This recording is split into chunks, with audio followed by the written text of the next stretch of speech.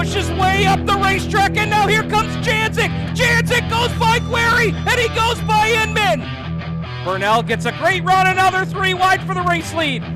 It's going to drag race off of turn 4. Shepard is there, but it's Larry White at the line. Still going to be Pat Ward, and they make contact. Britton has broken the race car. AJ Slideways. Alan Johnson wins. Whether you hug the infield tires or rip the cushion, you found the fastest dirt track podcast in motorsports. Welcome to Where Legends Are Made, the official podcast of Land of Legends Raceway. Here's Stephen and Brad Ovens. Hey fans, welcome into Where Legends Are Made, the official podcast of Land of Legends Raceway. Your track announcer and social media person, Steve Ovens, here with you on our first episode of 2024. And Land of Legends Raceway promoter Paul Cole joining us on this first program to kick us off for the year. Paul, I'd ask you how your off season's going, but I think I've got a pretty good idea that it's been pretty busy. Yeah, we're pretty busy. We've got lots of projects that put more irons in the fire than I've got hands for, and we're looking forward to getting a few of them buttoned up and moving here in a few weeks, opening the drive-in. But race season's right around the corner, and we're actually already at the track getting some things prepped for the season, and can't wait to have Mother Nature calm down and let us get the dirt flying. So fans have had an opportunity in the off season to kind of see your State of the Speedway address on social media from the banquet. If you haven't had a chance to see that, that's listed on our YouTube and our Facebook page.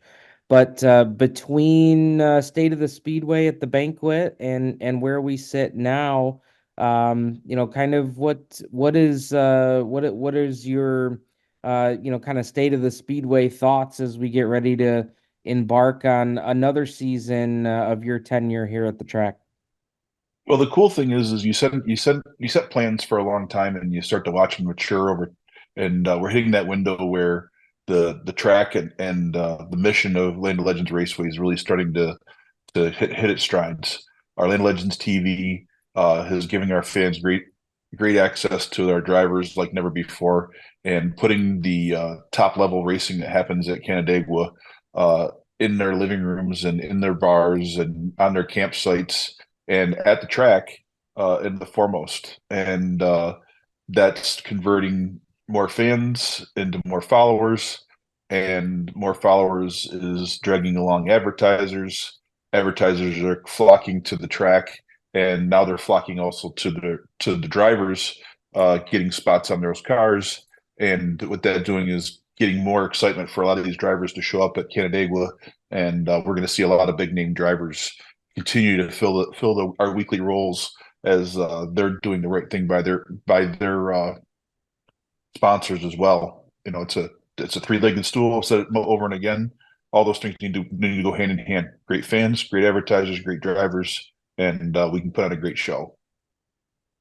Yeah, I think that's certainly one of the storylines as we come into 2024 is, the winds are shifting a bit in terms of driver talent. I mean, we saw a few weeks ago, Matt Williamson, planning to run weekly at Land of Legends to help enhance his big block program, specifically at Canandaigua, but, hoping to translate some of that onto the Super Dirt Car Series as well. But even just recently, this past week, seeing confirmations from drivers like Dalton Slack that is going to join the fold. I would say, and I've said this about our big block field as a whole, but I think our young drivers, specifically in the big block class, I would put our young talent crop up against any in the Northeast right now. Well, it's been Land of Legends for a reason. It's hard enough to learn to get around the track, then learn to get on a track with a lot of these stellar drivers that have become the best. I say it, anything if you can win at Canandaigua, you can win anywhere, and that's proven over and over again. And guys are told over, week in and week out. I've heard Randy Williamson tell Matt and tell a lot of other drivers that come into Bicknell that if they want to be the best, they got to go beat the best, and they got to do it at a track that's not easy to tame. And Land of Legends is where he suggests people to go. That's coming from a guy who designs these race cars. So it's proving itself, and the talent we have each and every week. We've seen some things, Stephen. I like I said, I we have to get you a seatbelt for that announcer's chair, because some of the things we see, you get you jumping out and almost falling out the window. Uh, cars 5 and 6 wide without touching. A car goes around in front of the fire field and nobody hits them. There's a lot of really cool things that happen at Canandaigua, because we have great drivers that can put on a fantastic show, and that's what racing's all about. Racetracks are about putting on a show and entertaining fans, and that's what we're going to continue to do, and we're going to expand on here in 2024. Yeah, I couldn't agree more. I shake my head so often throughout the season at, at the end of the night when the production crew is tearing down and the Mullins are bringing the cameras down from the roof and Mikey's coming in with the wireless cam. So we get in the tower and congregate afterwards, and everybody's just shaking their heads. They just can't believe, sometimes the smile on Jim Mullins' face is too big to get his head through the door, of just how good we've seen races this past year. We saw so many first time winners this past season, and I think that we're due for a few more this upcoming season. One thing that I think really helps that, and we're going to talk about a few of these things, but one of the things that I think really allows our field, our track, to put on that kind of show is sticking with that handicap format. I think that has really made it so that once we get into week 3, week 4, where the handicap kicks in, and you've got your top point getters that are coming from the back of the field, and now with, in the last couple of years, an updated format of 30 laps, so not a lot of time to get the job done. I feel like that has just enhanced the program so much. Well, and that's exactly it. I mean, fans come to watch a show. Yeah, they have their favorite driver. Yeah, they want to support their guy and hope he wins. But more often than not, the thing that we need to have to happen on Monday mornings at the water cooler, I guess there's still water coolers around some places, is for people to say, "Man, did you see that show on Saturday night?" We don't need to be talking about tech or the draw or a lot of the other crap that social media keeps bouncing out there. We need fans to see a show, and that's what they come for. That's what they pay their $15 on a Saturday night and bring their family out and enjoy the community. They want to come see a show, and that's our job as a racetrack, is to put on a show. And yeah, you try to make it fair, you try to make it you know reasonable for all the drivers. But the only way we're going to continue to increase purses and give the opportunity for racing to grow and thrive in New York is to make sure that the show brings fans to the stands. A lot of tracks are struggling. There's no fans there. And that, again, without that three-legged stool, fans is an important part. They're not going to get advertisers. That means the money's going to drip away, and you're going to put all the money on, the costs on the drivers who are already burdened with super high costs of these cars. And you know, that's just a losing proposition for the industry. We're going to continue to, that handicap does a great job, puts on a great show. Last year I think it was last year, the year before, we had 9 different sportsman winners in 9 races. That's parity, but it's also great entertainment. Absolutely. And that's what racetracks are for. No, I couldn't agree more. You're talking about some of the different classes, bringing back our lineup of modified sportsman, 305 sprint cars, street stocks, hobby stocks, our new legends, which, the new legends class didn't disappoint last year either, with some really exciting finishes. And, I'll be completely honest, there's nights that I left that I thought, wow, the new legends were right up there with the best features, the best finishes of the night, for their 12 lap feature. So we're not lacking in excitement in any of the divisions, that's for sure. Your perspective on, kind of, I'm not going to beat the dead horse on streaming. I feel like I feel like people see our product, they know what we do. You're either on board or you're not. And at this point, for our fans, I don't want to beat that dead horse, but the fact of the matter is, the streaming component at Land of Legends has been a game changer.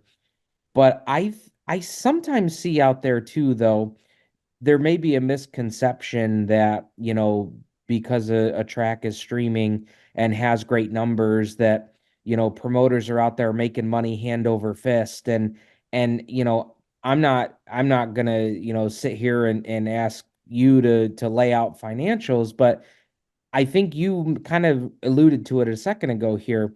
What it's doing is bringing more sponsors that allows us to do the things that we do and keep purses fair and make it so this thing can keep going, because yes, there's no question there's a lot of struggle in the motorsports world right now. So I just wanted to kind of get your feedback and maybe even, set the record straight on some of that stuff. Well, there are very few people making money as a promoter in the racing industry. If that was the case, you'd see people buying up and trying to get on operating tracks all over the place. Can't remember the last time I've heard of a new track opening anywhere. A couple that have come back to life from the dead, but most of them that are closing up. And a lot of them that are still on life support. Luckily, the people that are running them have other businesses that they can help support that with. But even a billionaire like Chris Larson um, looked at it, and after 3 or 4 years of running Orange County, realized that this is a tough proposition. And it's okay to lose a little bit of money, but you can't hemorrhage money like that and expect to stay in business. And if you're a smart businessman like he is, you recognize you can only do that just so long before it's not going to work. And then sadly, that's where this leaving Orange County in a bad lurch. They've got to figure out how to continue to exist or continue to operate in a negative directioned industry. And to me, it's my job as the promoter of not only a racetrack but of racing as a whole to try to turn that tide the other way and get people moving in a different direction. You can't continue to do the same things over and over again, expect it to change. We try to adjust our schedule a little bit. And one of the big things we did, several years ago was get the streaming component into place. And I'll argue that again, we're one of the few tracks where you're seeing attendance growing and not going away. Our advertisers are growing. People call us up looking for opportunities to sponsor. Am I making a fortune? No, I'm probably still luckily if I'm making, less than $1 an hour for the number of hours I put in the course of a year. But I'm investing and I'm building, in the equity of my investment. And, hopefully in the next 3, 4, 5 years, that return will come back in buckets. But Yeah. right now it's still a tough gamble. But I'm not losing money. That's one of the things. There's tracks out there that are hemorrhaging poorly and are still open despite themselves. And they know who they are. They know what's going on. They know what their books are, and that's a bad sign for the industry. Cars, again, right now, a lot of cars that were going to Orange County have to figure out what they're doing. They either got to travel further to race, they got to sell their cars out, or they got to put them on mothballs. That doesn't sell more race fuel. That doesn't buy more parts for the businesses that are out there. That doesn't sell more Hoosiers. It's bad for the industry as a whole. And the less people that are involved with racing, we saw that during COVID. People went and did other things during COVID. It took them a while to get back to racing. It'll cycle back. I'm confident that this industry is not dead, but it needs to move in a different direction to be successful. I think one component that you've put in place at Canandaigua to kind of help that, and this is not, speaking against any traveling series of any kind, but starting last year, I believe it was starting last year and carrying forward this year, you're really focusing special events on the divisions that race with us every Saturday night. Um, Thoughts on, you've had a full year last year of doing that. What was your feedback from drivers and your thoughts on continuing that here in 24? Well, they appreciate that. I mean, they're there putting the hard work in every week. Why should we have a, why should we have a big spend with money going out to places that aren't invested in here? Certainly people would love to see the World of Outlaws sprints or the late models come here, and we wouldn't be opposed to having them. The difficult part is that's a huge amount of money to come out of your neighborhood and your fans that is going to leave and go somewhere else in the country, and that doesn't help the industry local. And when your guys are there each and every week, you want your big shows to revolve around uh, those guys who are invested on the weekly to get paid off at the special too. And that's worked out well for us, and it helps keep our stream consistent. When they don't know, when you turn on TV and you don't know what happened last week to this week, and it doesn't make any sense because it didn't fit. It's a difficult sell, and people can turn it off. When they see what happened last week and they see it expand for the next week, that's better TV. Yeah, I agree with that for sure. And and I have a little bit of insight on that. So absolutely, I couldn't agree more with that. Talking about specials, looking at how the schedule lines up this year, we've got a little bit of something for everybody, which is really cool. First special of the year will be the CRSA Sprints come in on May 11th for their first of three events, part of the Dispatch Brewing Challenge Series. Dispatch Brewing Company, a great partner of ours that's come back, and this is really a model that has fit them well. They have a night at the racetrack. They're supporting us with the stream each and every week out at Dispatch, and then being a part of the sprints and being a part of a race team as well has really fit them well. The next special though, the following week is a new event this year. Sadly, losing Doug Doolin Sr. over the winter.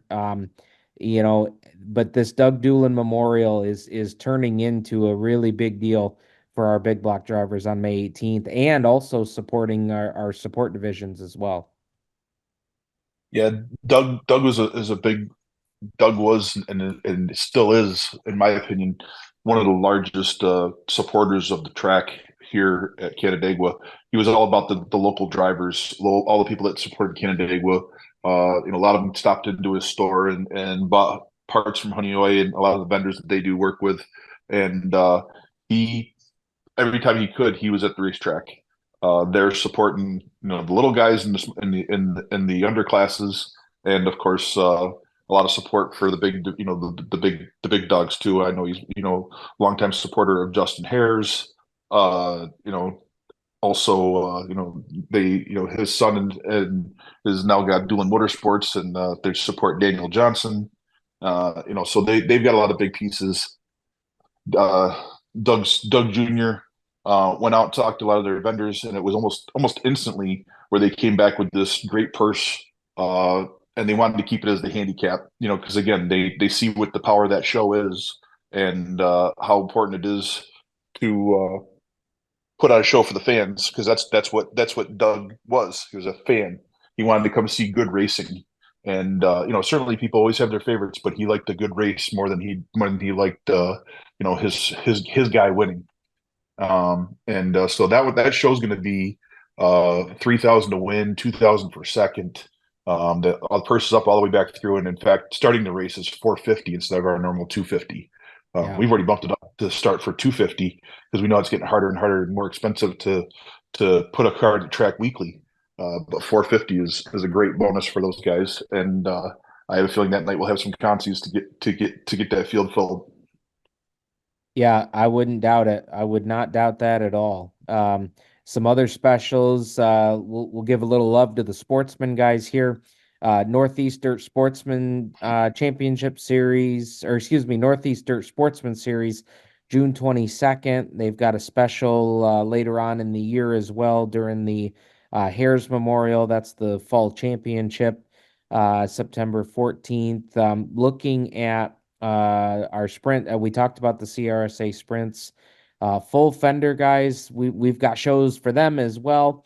One of which I wanted to get your thoughts on, because I see a lot of people that are looking forward to having an actual race be a part of the Ontario County Fair again. We've got the Empire Street Stocks, Hobby Stocks, and Vintage Cars. Talk about going back to Canandaigua's roots during the Ontario County Fair. Well, the root of a lot of racing across the again New York State has been at fairgrounds. Whether it was the old Monroe County Fairgrounds, still people still race at Genesee, Fonda, Orange County as it is, and of course Ontario County Fairgrounds. They've been the base for a lot of fairgrounds that have existed over the years. And when the fair comes to town, you want to be able to expand your exposure to those fans, but just the same, expose the racing to the agricultural world that feeds us every day. And we've always had a part of our contract is set up to have a race during that week. When we tried it a little bit, we know we want the fair to make money. Racing is obviously an expensive sport, but the grandstands goes to the fair during that week, so we have to find a way to be sponsor driven that night to be able to afford purses. The Empire Street Stocks series travels, and they're looking for a midweek show. Work perfect for them. We're going to add our hobby stocks because the two of those together put on a really good show, and then we'll be able to bring some nostalgia back. And we're going to have the vintage cars from 4 to 5 different series. We've talked to them all. They're all invited to join. They're going to be working with us to help promote the race, where they're going to get more track time. A lot of times they come and squeeze in at another track's window of a race night. But here they're going to have all the time they need to get heats, hot laps, heats, and features. And we're going to split up in 3 different classes so they're good and competitive. And racing for trophies. They're out there to have a good time and not damage their stuff, but they like to be at Canandaigua, and of course that's where a lot of these cars. Some had their genesis where it was at Canandaigua, so it'll be fun. It'll be fun to see them on a nice hot July summer night. Yeah, Wednesday, July 24th for that date. I love, I've always loved the Fender show, no matter what track I've worked at. Love that we still have that here at the Land of Legends. That date now moving to Saturday, September 28th with the Empire Street Stock Series again for the Top Gun Shootout. We've got CRSA Sprints that night, Sportsman Special, Hobby Stock Special. But I love the Ontario County Fair show, given our full Fender guys. I mean, they're really going to be center stage that night. So that's a great opportunity for them and for the traveling series guys coming in to really, be headline of the night. So Yeah, I'm really looking forward to that September 28th show. Just for that purpose. The big blocks are going to be racing on Atomic that weekend for Super Dirt Car Series. They're going to put on a great show for people out in Ohio and for Dirt Vision. But one of the things that happens at our racetrack that a lot of racetracks don't have, when our premier class lead is over, our grandstands don't file out. They stick around to watch our top tier undercard. Whether it's the Sportsman, the 305s, the Hobby Stocks, they know they're going to get a show. They're going to watch some of the best in those classes, ding it out. And, yes, they may have watched the best modified race of the year, but they know there's more to come. And seldom is our stands very empty before we're done at 11. yeah. No, that is going to be a good one. And if I'm not mistaken, I think at least in the time that I've been working with you here at Canandaigua, I think this is the latest that we've run in a season. We did catch Oktoberfest during the COVID year, so we did reach one race in October. But that we've gone to September 26th before. This will be the second time we've scheduled one this late, other than during the COVID year. But that's going to be it's going to be a great all around show, and just the same, with the big blocks out in Atomic, there's going to be a lot of sportsmen looking for a place to race that weekend, and Hoosiers is where they're going to be at, and we're going to see a pretty good crowd for that too, because they're going to want to come see the Top Gun Shootout, and watch Mr. Smooth and Mike Welch and Jimmy Grant and a lot of the other tops, full fender guys just put on a great show. And that's what again, that's what you come to racetrack for. You come to watch a great show. But no matter what car it is, that's where you're going to see it, Canandaigua. You bet. Super Dirt Car Series comes in July 4th, Thursday, July 4th this year. Stars and Stripes 76, CRSA Sprints joining them on that card. Love that show. We've got Summerfast coming back as well. Land of Legends now moves to the middle show of that week. I like how that was put together to, you've got they start at Brewerton, they'll come to Land of Legends, and then end at Fulton, I believe, for Summerfast. So looking forward to that week. And an extra wrinkle on that show is I'm looking forward to seeing the 358 modifieds there. Not a 358 series show, but just an opportunity for a division that, really doesn't race at our track hardly at all anymore. This is going to be kind of a throwback to years gone by when you would have a 358 show there, sprinkled in throughout the year. That was actually one of the biggest responses I heard last week at the motorsports show. I had a lot of 358 drivers have that date circled on the calendar because they don't get to drive at Canandaigua very much without having to compete against the big block. But two, the opportunity to really enjoy what a 358 is going to do on that track against other 358s. When Summerfest and when Jeff Hockman and Corey and Dean and I sat down and we were filtering out what we are going to do with the undercards. We recognize obviously World Racing Group, the three biggest classes that all go to Super Dirt Week. Right underneath that are 358s, Sportsman, and Pro Stocks. I think the Pro Stocks are going to be at Brewerton, the Sportsmen are going to be at Fulton, and we're going to highlight the 358s with the Super Dirt Series. Give them a night for each of them. Give an opportunity to not to wear out, the underclass cards by running them all 3 nights, and that'll put out a good show and keep it fresh for the fans. And like I said, I had a lot of 358 drivers that they circled on that. They don't know what the purse is going to be yet. They don't know anything. They just know they want to come race at Canandaigua and be the undercard to the Super Dirt Car Series. And some of those guys will be able to race both cars if they have them both. Yeah. I was just sitting here thinking that we could definitely see some opportunities for double duty that night for sure. So that'll be a great one. Pepsi Big Block Modified Championship night, August 24th this year. The following week, which has always been a non-point show, and when we talked about this in the scheduling process, I thought, well, this is the perfect place to put the Scapo special. We ran it in May last year, I think it was beginning of June, and now it feels like this is the perfect place to put the Scapo special, and I know Kathy's really excited about it. Yeah, it allows us to keep the strong presence of Mike Scapo, who's still deeply missed in our pits. He kept the place light and comfortable and a lot of play and a lot of fun for many race teams, and help bridge a lot of the situations that popped up in the pits. Good pit stewards are hard to come by. We've had some of the best. We have Tommy Curtis and Tim Courier, and of course Scapo. They're all good. They're all a good team, and that helps make the flow of our night go well. And that's one of the things we want. We didn't want to lose that. We wanted the opportunity to make sure those big block guys know that we're supporting them that aren't traveling off with the series that weekend, and they're going to get an opportunity to make a little extra buck and us put another smile on the Scapo family.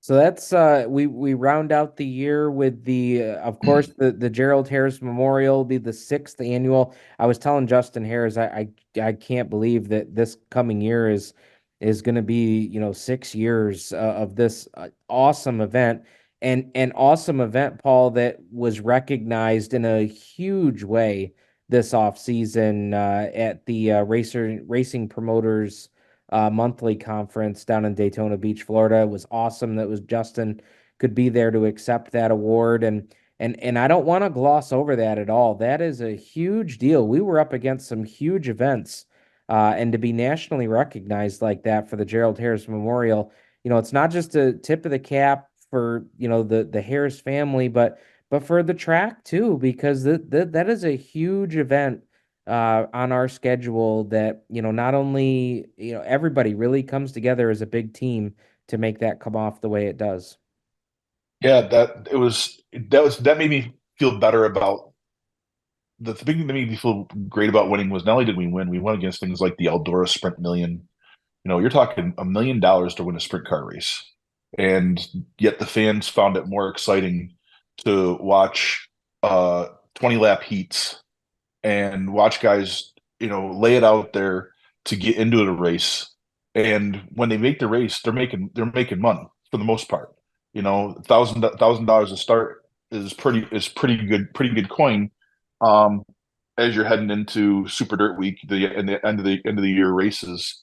And that was the thing that it fit. Unfortunately, it fit just that time when Gerald Harris passed. It fit what I was already trying to do as promoter for the track, and that's support our race teams as they're headed to Super Dirt Week. And that was one thing that Gerald stood for. He was all about helping the little guy. He'd find these guys money for a tire or some extra fuel or some parts or whatever it is to keep them racing. And at that time of the year, it gets to be expensive. You're trying to make decisions to go and race at Super Dirt Week and change your car and do a lot of different things, and it's expensive. Where we can thank our fans with a great race and support our teams with some great payouts at a special. It couldn't work any better.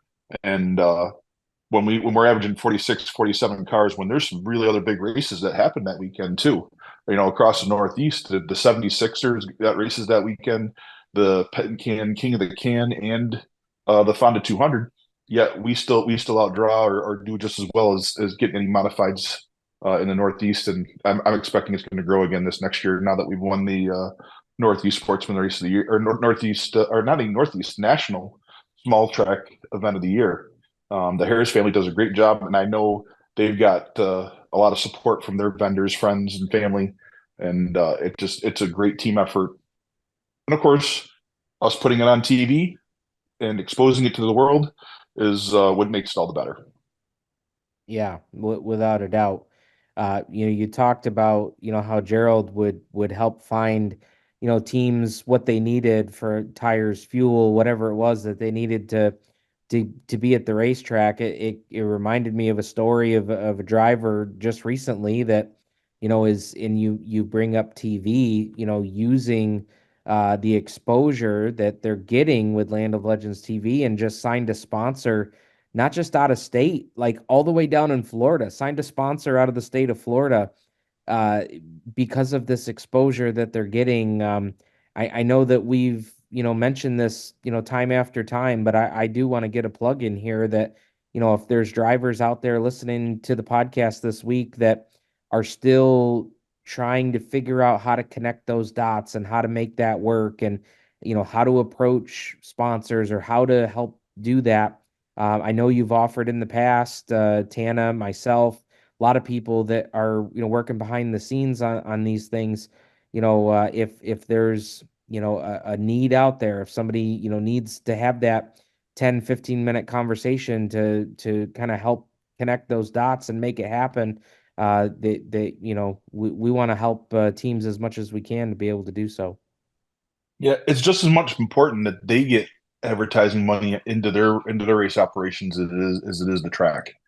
This is not just about helping the racetrack, because ultimately, when the cars are able to get there, they're able to run strong, be in good condition, and provide the best mounts for the drivers. That's good for the track long term as well. So this is a team effort. I've had a lot of drivers, give me a askance look and say, "Geez, you're just trying to get more money for the track." And I'm like, "You don't understand. This is what's doing it for you." And we can show that. You just walk around our pits, take a look at some of the teams and some of the names that are starting to show up on the side of cars. And that's not because they just like racing. They like the fact that they're putting their product in front of fresh eyeballs and a lot of new advertising options that are selling their products. When they sell their products and you sell their products, more money's going to come into racing. More money comes into racing. That equates to longer longevity and bigger purses. Yeah, absolutely. I know we've I know we've covered a lot here. We always do on this season preview episode, but any other things that that you want to touch on or highlight here? No, I'm excited. Tell a friend. We've got some other opportunities for people to help expose our racing. If you've got an event that's going up that you need to, help us help expose your race team to some marketing. We do that to, we have some tickets available a little bit to help. At a certain event, you want to do some giveaways. You want to help expose sponsors to coming to Land of Legends. We're here to help. So those drivers and teams that are out there, don't forget that's an offer for me. We're here to work together and go out and get your season passes. They're going to save a little bit of money. They don't go bad. It doesn't like you have to worry about weather to not lose the value of your season passes. Same with the fans. They want to get their reserve seat and make sure they have their spot all year. Get to Tana, set that up. A lot of our nights they're already all sold out. We're still got a few couple little spots. We've got some more advertising opportunities, and we got more things that come up all the time. In fact, I think our speed shot might even have come available just recently. So there's a really great opportunity to get your business or your team or your message exposure for a pretty good price. Same thing, reach out to Tana on that. And other than that, we're just looking forward to Mother Nature playing nice. Let's get racing. Knock on wood, we've only had one race in 6 years in April because of the weather, but we've almost never missed the first week of May. So it's going to be here before we know it, and we're looking forward to a stellar year at Land of Legends. Final question, and this one's just for fun. This isn't a hard-hitting question, but we've seen you do just about every job possible around the racetrack, including in your personal car packing in the track. But last year we got to see you out on the farm equipment doing track. Are we going to see Paul Cole out on the tractor more this year? You never know where you're going to find me. Sometimes I like to get there so I can turn the phone off and not let it, not answer for a while because it's too loud. But mowing, drive the tow truck, hit the water truck. Probably shouldn't put me in the grader. But I've used my personal vehicle to pack. That's a bad idea. I don't recommend it to anybody. There's a reason why we don't have spectator races, and my insurance company would like me to remind that. That's why we don't. Um, Make the hot dogs, clean the bathrooms, there's no lack of jobs at the racetrack. And I feel it's important to know all those things. You can't just expect people to do them and tell them how they're supposed to do them if you haven't done it yourself. So I take that really important. The other job I don't want, and I've tried that too, and that's announcer. So don't expect to hear me on the microphone anytime soon. Yeah, I heard last year at practice that that the Yankees stadium announcer was in the tower. So yeah, I heard about that. Yeah, yeah. Thanks for that reminder. Yeah. Hey, talking about the track too, before we get out of here, I want to give a shout out to Richie Yan too. First full season doing our track prep last year and did a fantastic job. I remember there's many nights last year where the Cheshire Cat smile was big on Richie, and he'd always come to me on weeks too, and he said, "Boy, this place can humble you quick." But I want to give Richie a shout out because I think he did a great job last year, and that is a job that I know a lot of people at racetracks say that is a job I would never want to have. Well, there is no racetrack prep school. There's no professors that out there are teaching it. There's no, and even the people that have been doing it for years still get thrown curveballs. Mother Nature she's not a nice person some days, and Yeah. you make all the best plans. It rains the wrong time, the sun comes out the wrong time, the wind picks up. The humidity is different, and then of course maintaining equipment and happening to hit the things the right time. Uh, the nights we have a fantastic track, I tell Richie, I said take advantage of that, feel good about it, and don't expect it ever to happen again because it really is, having a great track like that. is a lot more the exception than the rule. And that's the beauty of a clay track. It's different every week. If you want to have a stable every week the same track, go leave some pavement down. We're not doing that in Canandaigua. We're gonna have character. We're gonna have reasons for people to complain, because they will.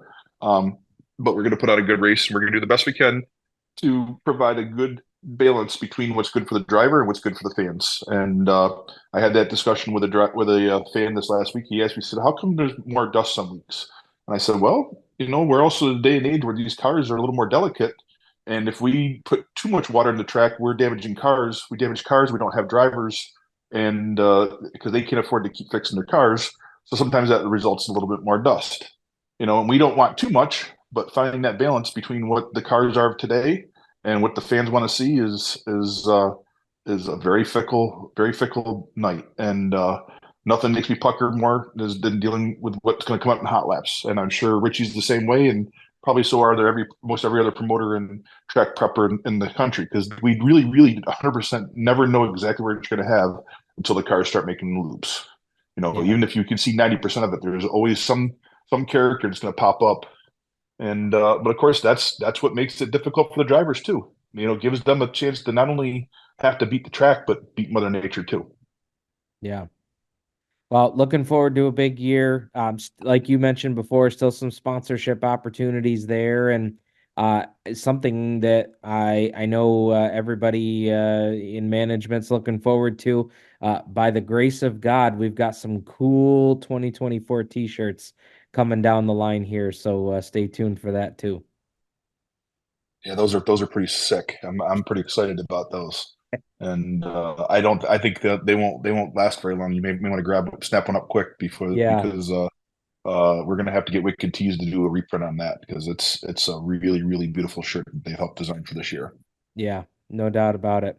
All right, Paul, thank you very much. Great session as always here doing our season preview. And it's hard to believe that we're closing in on about a month away from Mother Nature willing practice. So it's the off season won't be called the off season for much longer. Nope. Bring it on. Let's go racing. All right, that's Land of Legends Raceway promoter Paul Cole here doing our season preview for 2024. We appreciate you listening in. We've got some great interviews teed up here for the podcast for the next couple weeks as we get closer to practice and opening night. So stay tuned here on the Facebook page, YouTube, and also subscribe on Apple Podcast and Google Podcast. And we'll keep you entertained and give you something to chew on as we get ready to start this season. Land of Legends Raceway fans, tune in each and every week of the racing season to Where Legends Are Made, a podcast dedicated to covering the drama, excitement, and hear from the drivers from your favorite dirt track. Stephen Ovens and Brad Ovens walk you through the week that was Where Legends Are Made. Subscribe on Apple or Google Podcasts and visit landoflegendspodcast.com. Fans of Land of Legends Raceway and the Where Legends Are Made podcast, we've got a great opportunity for you to feature your business. We have opportunities here to sponsor Where Legends Are Made. We have all different features of the podcast. You can pick to be a sponsor of one of our heat races. Maybe you want your business name attached to the top 10 read-offs for the week. Maybe you want your business to be the one that's heard when we play our highlight of the week. Maybe you're a history buff. You want to sponsor Heat 3, where we talk about this week in Land of Legends Raceway history. Maybe you want to be the main sponsor. So when we interview our main driver of the week, you want to get your business out in front of that. We've got plenty of opportunities for you to do so, and we can work inside of any budget. And believe me, if you're listening to this and you're saying, oh, I don't think my business has the advertising budget to sponsor a podcast, believe me, we can fit inside of anybody's advertising budget. Get your business a little bit of advertising here on Where Legends Are Made. Contact us right here on the Land of Legends Raceway Facebook page if you're interested, and put your business in front of all of our fans where legends are made.